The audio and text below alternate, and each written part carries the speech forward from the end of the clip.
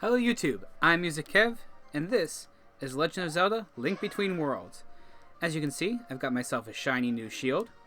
Another change is that I've picked up milk.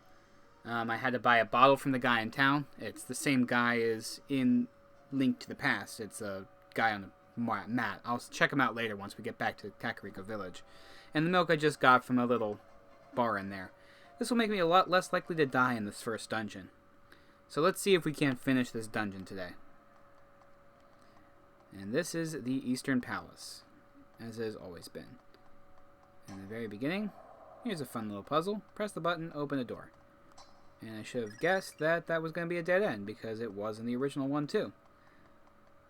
And also I played this before. Yeah, that happened.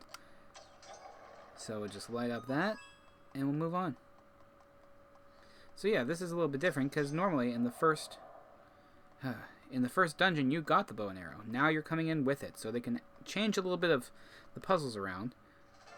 And good, I'm getting the rubies back that I spent on the bottle.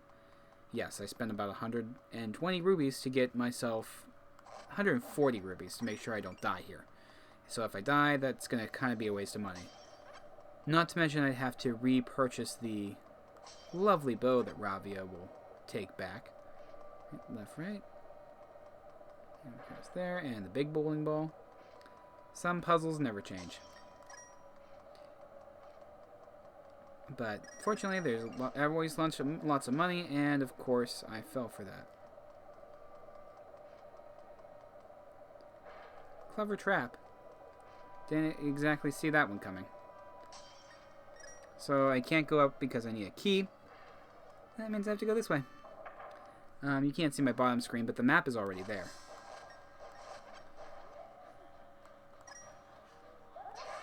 I think this is just introducing you to combat rooms once again, and there we have the chest. But it is up on a level above us, so we have to go through here to get to it. There's a button down there. I'm not sure how I'm supposed to touch that. That button opens that. And I got the compass, so I now can see stuff. So if there's a door down here, yep. That's another advantage of the three-dimensional puzzle solving. And there's a red rupee. You'll notice that going out of your way often gets you prizes that are money-based or sometimes upgrade-based. I imagine that the next one that I find will be upgrade-based. And of course, that thing's going to come to life and try to squish me. I'm not going to let it. I'm very grateful that these things go down with one strike.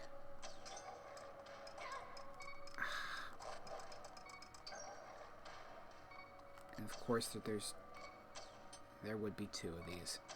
1 and 2. Then I have to make a run for it. And there's the key. As you can see, the little thing on the side there means I can't shoot my bow until it's recharged. I am super close to death right now, and now I'm not. Good, I don't have to waste my milk quite yet. Milk will probably heal me up to full, at least at this hit points. I know as soon as I press this button, all those things are going to come to life. Just a wall of blades to protect myself. That is a portal to back to the beginning of the dungeon, so I'm not going to do that. It helps, though, for...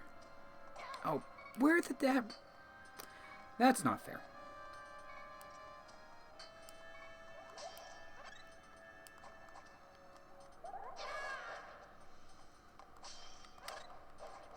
I came down there for the heart.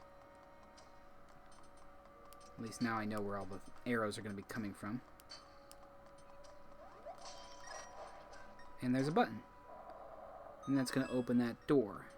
Which I really hope I went in the right way. And I just dodged that arrow. And I did not dodge that arrow. This is going to be a long playthrough. Yeah. Traps in this dungeon should not be that difficult to overcome. But because I'm sitting on, like, I don't know. Those aren't going to shoot at me, right? And monster guts. Those can be used to cash in to make potions later on, but we'll get to that when we get there. I'm not entirely sure how to reach some of these. I don't think I'm at the right level to hit that. Nope, I am. Is that going to keep moving? Excellent. I'll open another door, and this thing is going to try to murder me. And now I murdered it. So we're even. As per usual, you can't get through the top door until you've got the boss key. But I might as well unlock a couple more paths. Just to make it a little bit easier on myself. And kill some guys, because I don't want to have to deal with them later. It's interesting, because he's only going to come to life whenever he's not the same level as me. No, that's not. That almost looked like it was an elevator. As per, like, the old Link 2 elevators, where you would get inside the moving platforms, and why is it always arrows? Yep, I was almost facing the wrong way. That would have been a rookie mistake. But luckily, I'm real quick with my bow, and I don't have to do another circle. That key will open up the door on the left side there. If you ever wonder why I take a certain direction over another one, it's because I can see it on the map ahead of time. That's the way to go. And looks like pressing those buttons seems to have deactivated, not disactivated. I need to learn how to talk. Deactivated some of the traps there. And now we get to fight some skeletons. I really hope these aren't the jumpy guys that like to... Yep, they're the jumpy guys. They'll jump as soon as you swing your sword. So, the trick is to either do a spin attack or cap them with an arrow. And as you can see, there's a super exciting big chest up there, which will probably contain our boss key. Or a big key, depending on what you want to call it. Yep, there it is, the big key. So now I can go face the boss. And you might have a pretty good guess as to who that boss might be. I am not entirely sure what I just activated and why. But, oh, I see. It's supposed to be activated so that I can get to the door over there. So I could go right to the boss. Interesting. I could have sworn I could have gotten to the boss before I flipped it. Oh, no, I guess not. How about that? So there's this door here. I want to go through that path, so I'm going to backtrack a little bit in order to see what's in there. In fact, I can see a little bit what's in there. It's a treasure chest, and getting all the treasure chests in these games is very useful. And I see what's about to happen here. I have to move faster than that and look out for the big boulder. And now there's the boulders going everywhere.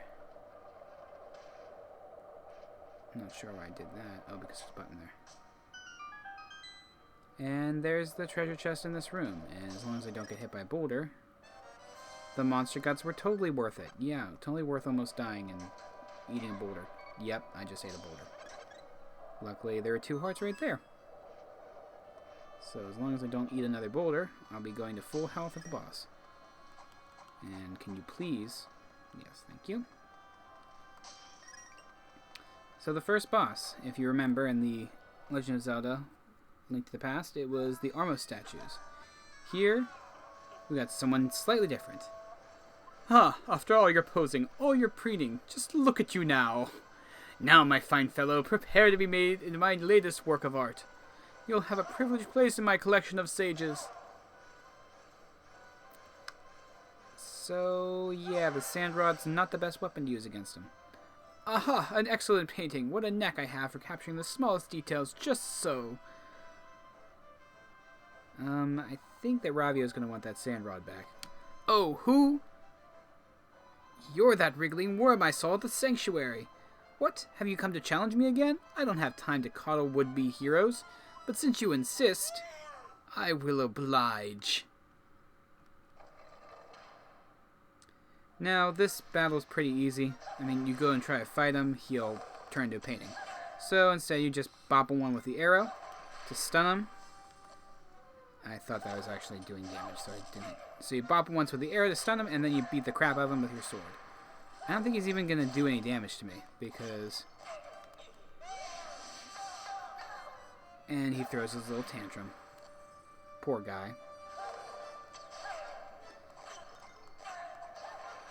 Yeah, my skills with the bow are too great for him. Oop. Uh-oh. Uh-oh. Uh-oh. Uh-oh. Uh-oh. Uh-oh. Uh-oh. Uh-oh.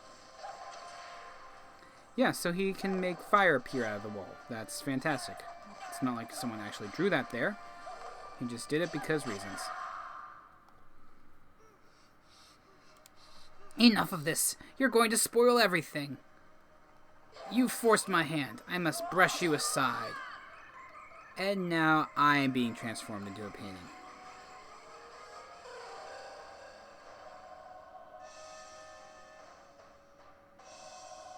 Bum bum bum. What a sad, drab painting you make. You can rot there for all I care. Now onward, my collection requires even more perfect paintings.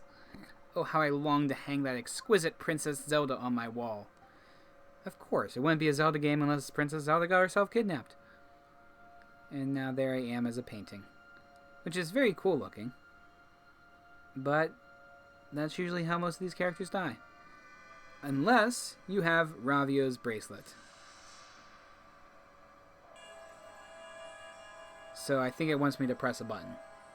I'm gonna press it. So this is Zelda Link once again becoming 3D. I don't believe I just made that mistake. I can hear the angry comments now. So it's a good thing I got that moldy old bracelet, or else I'd be still in the wall. The bracelet saved you, but how? Anyway, now I can merge into walls. And I'll take that, so that I'll still die in 2 hits, but it makes me feel a little bit better. Now, I will be exploring out this little crack next time on Legend of Zelda: Link Between Worlds. I'm Music Kev, and this has been Legend of Zelda: Link Between Worlds.